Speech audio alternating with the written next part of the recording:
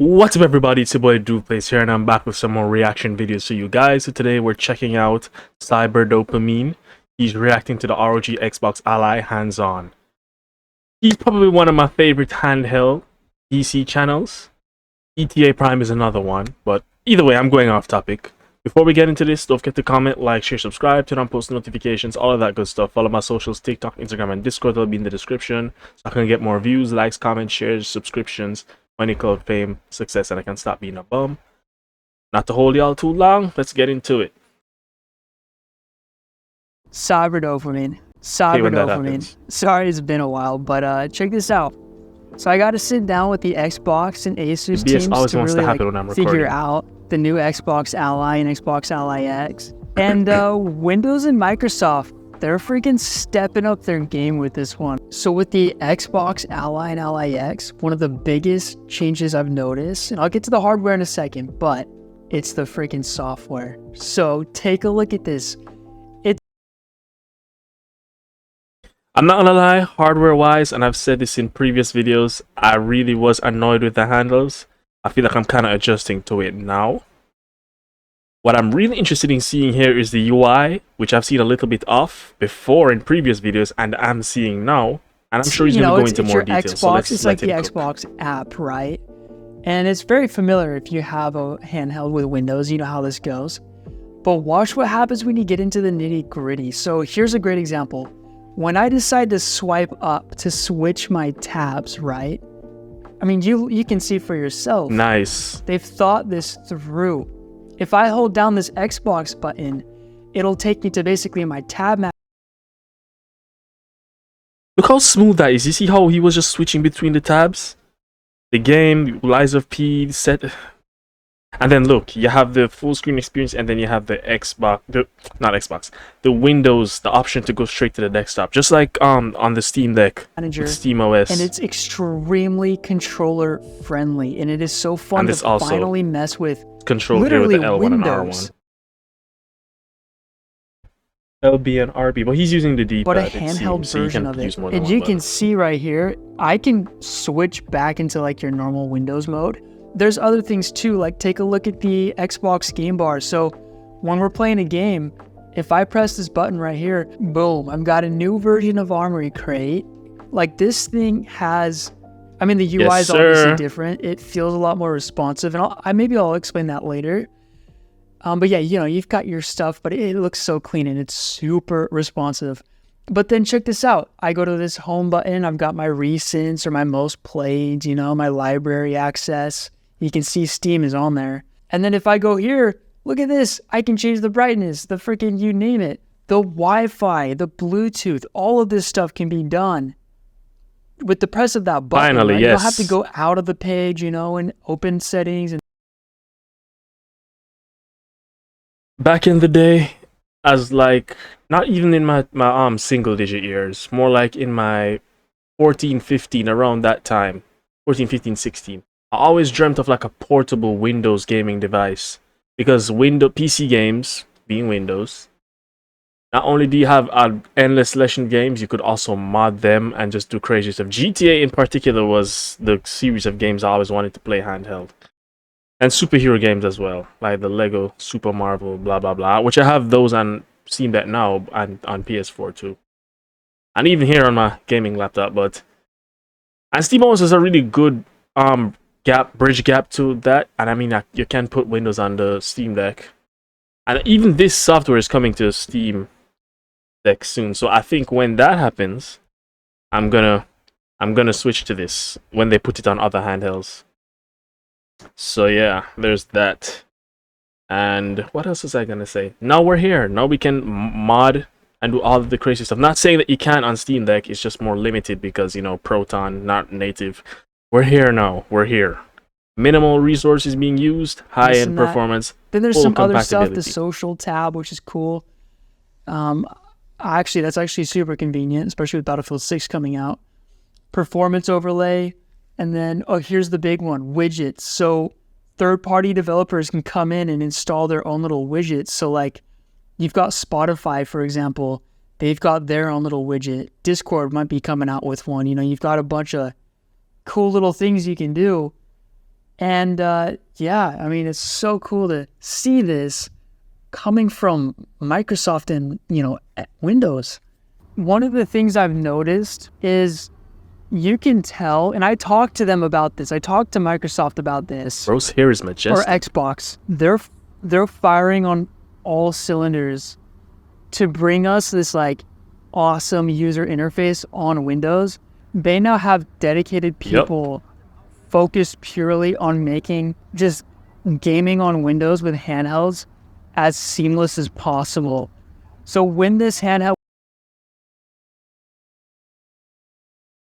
one of the big no-nos for me where it comes down to anti-cheat and breaking games, it happened with Apex. I didn't really play that much, but GTA Online, I used to be able to play that on Steam Deck, and it was especially useful when I used to play with a friend. So I could just lay back in my bed and load it up on Steam Deck. And Rockstar just, which is fine, they added their anti-cheat, but they could have enabled Linux support, but they chose not to, so I don't really have a choice. Now I'm contemplating if I should sell my Steam Deck. I probably won't, because I set up everything on there. I'll probably get the Ally X at some point, and yeah, Xbox Ally X at some point, and just, cop that. And yeah, because I really want to play GTA Online portably again, and there's a lot of other anti-cheat games. I want to play some Xenoverse 2. I rarely ever play that. Yeah, so many online games. I guess Fortnite too. When these handhelds PUBG. I play Fortnite with some and of my people boys. start submitting in bugs or just like having, inputs and ideas. In essence, I just don't want to have to sit at my desk to do it if I don't want to. Xbox is going to freaking listen as much as they possibly can. They say they are. And they're going to implement basically everything that we would want as a gamer with our handhelds. So they're doing well so far. Thing that they're pushing for that. It's all super snappy and it feels natural, right? If you know Windows, like you could try to make things feel snappy and more like a console experience, but it's always going to be Windows. What I've noticed is like with this whole setup, the Windows stuff, it's kind of gone. Like low key based off what I'm playing with, like the crazy, like look, you swipe up and you change the tab, right? Or some things they don't respond properly. You press a button and the, armory crate doesn't pull up. Everything pops up when you click the button to activate it. When you want to switch tabs, it instantly goes in. Like there's no latency. It just feels super clean and super freaking smooth. Yeah, okay, so now let's talk about the freaking hardware. So this is, oh man, I'm telling you, I'm getting giddy with this one because you're just seeing collaboration at its finest. One thing I've rarely ever mentioned is the LED rings around the analog sticks. I really love that it's RGB. It just has this nice gamer aesthetic to it. I just love the LED. That's all I pause to say. I love the LED rings. That's not me off my dopamine rush of being out here, and you know what I mean? I was talking to one of the guys. I'm like, this is the kind of handheld you would have where you'll be like on the bed, and you'll actually like turn to your side and still be playing on it like with no problems. Does that make sense? Like it's super grippy. Like this thing is not going anywhere. And if you compare, really wish they'd give us 4 buttons at the back instead of just 2. I don't use them much, even on my Steam Deck, because the Steam Deck has all 4. I only ever use it for modded Minecraft. That's it. That's the only reason. And occasionally in Budokai Tenkaichi 4 to do the dodge when you block. Hey, whoever's played that game, they know what I'm talking about. It's actually kind of funny because once you get used to holding the Xbox Ally, when you go back to an original Ally or any other handheld for that matter, there's definitely a huge... I just realized the buttons, the shoulder buttons and trigger buttons aren't black on the new one. I kind of like the contrast of black on the old one. But I mean, I'm sure there'll be swappable buttons you can replace with tearing it down and swapping out. Like, so that shouldn't be an issue. Doesn't go unnoticed, if that makes sense. Like I'm fully behind these grips. They may not look the prettiest, but they are sure so easy to hold. I mean, honestly, if I could compare it to anything as it would be, it's the Xbox controller. It feels like that. It's got the same texture, same everything. And yeah, it's super familiar if you're like an Xbox gamer, you know what I mean? Now, when it comes to the differences between the Ally X or the Ally, it's kind of the same thing. I mean, it's like, it's the same family, but like there's subtle differences. Obviously the software experience is insanely different, but it's kind of the same when it comes to gaming. As far as performance goes, I wish I could freaking, run the benches, you know what I mean? These games played really, really good. But again, I don't know what the settings were and things like that. One thing I've noticed is the Xbox Ally, the white one, is super light. It's got a smaller battery, but it's still a big battery, but it's smaller compared to the Ally X. This thing is pretty heavy, but it's not too heavy. And I know that with both of these handhelds, the battery lives are going to be really, really good, because that's another thing with this whole this Microsoft collab, this Xbox.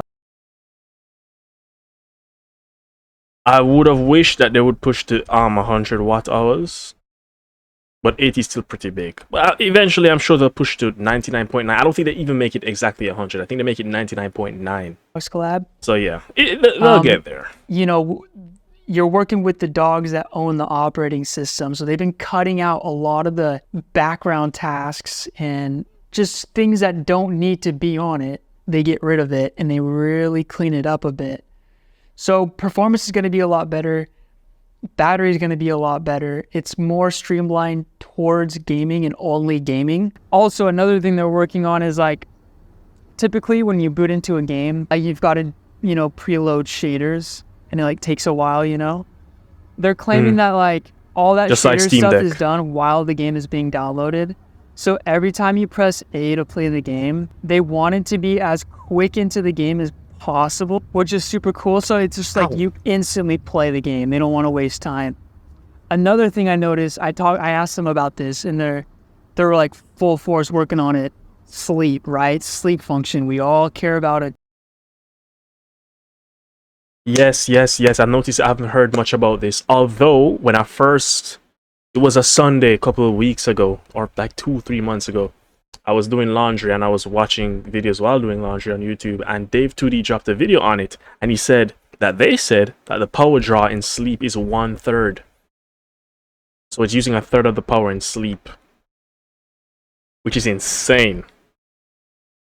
So it would last 3 times as long in sleep. And I think the Ally and Ally X did pretty well in sleep when you configure it. I mean, sometimes it wakes up on its own because, Windows, but obviously it's way more refined even here. And even before this new Windows version, because there was a video I saw with this guy who did a test, and he said it held up really well, leaving it in sleep for 7 days.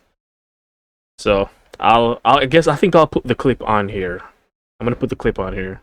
What is going on, everybody? So you read that title correctly. For 5 days, I put my ROG Ally into sleep mode just to test out exactly if all the people complaining needlessly about the fact that Steam Deck is better at sleep and waking were actually correct. So I put my ROG Ally to sleep mode for 5 complete days. And as you can see, when I turn it back on, to conserve the most battery, and I think, judging by the amount of battery I used, in 5 days, at some point the ROG Ally automatically went into hibernation mode and seemed to only use 8% of the battery in 5 days. I had this thing on standby in sleep mode for 5 days and only 8% of the battery was consumed. I think that's actually a bit better than the 3DS if I remember correctly.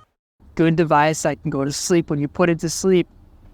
So with this setup right here with the Xbox software, sleep mode is going to be standby, but the power draw has been compressed. So typically, like, if you're on a Legion Go, for example, and you put the device to sleep, like, it still draws quite a bit of power and will also turn on every once in a while. Yeah. With the Xbox Ally, yeah. That has happened to my Steam Deck though before, but rarely. It's a software glitch. When I reboot it, it's fine. It rarely ever happens, and it hasn't happened in months, over a year. It'll draw power, but like super, super small power. And then they don't want those accidental turn-ons or things like that. So they're going to work on getting rid of those by the time it's like, also freaking Germany is sick. I'm like so tired, but like freaking Gamescom is wild. There's like so much stuff. And I met developers of like the games that we love to play. Man, I wish I could be there. I met some of the Battlefield guys. It's crazy how cool that Witcher 4? Seeing everything in front of you and the people that made the things that we love is so freaking sweet to see and like experience. And Germany's cool. Thank you guys for taking the time to watch this video. You don't have to sub if you don't want to. If this is your vibe, it's your vibe. I'm already subbed, my guy. Also, sorry the video is like so freaking choppy. You don't even have to ask. In a hotel, I made half of the video there, and it's like I'm unorganized. We'll be doing a lot of stuff on it that's a lot cleaner, so don't worry. Nah, it was pretty smooth for me. So that was it, guys. That was my reaction to the Xbox. The Xbox Ally, ROG Xbox Ally. Really love what I'm seeing and hearing so far. Love the UI. I'm assuming it's a 2280 drive. I think they actually put it on screen. Hold on.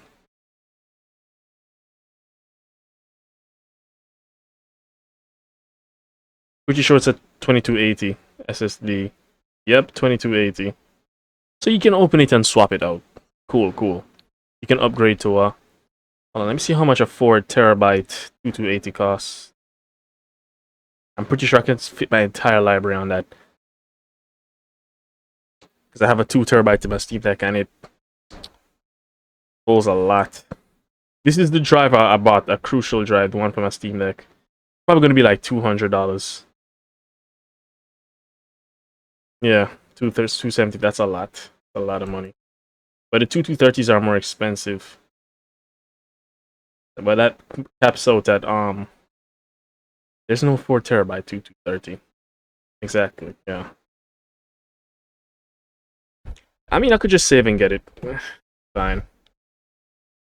I'm glad I didn't buy a 1 terabyte for the Steam Deck. And I still have like 90 something gig free. Alright guys, so that's it. I'm gonna go ahead and end the video there. Hope y'all enjoyed. See y'all in the next one. Goodbye.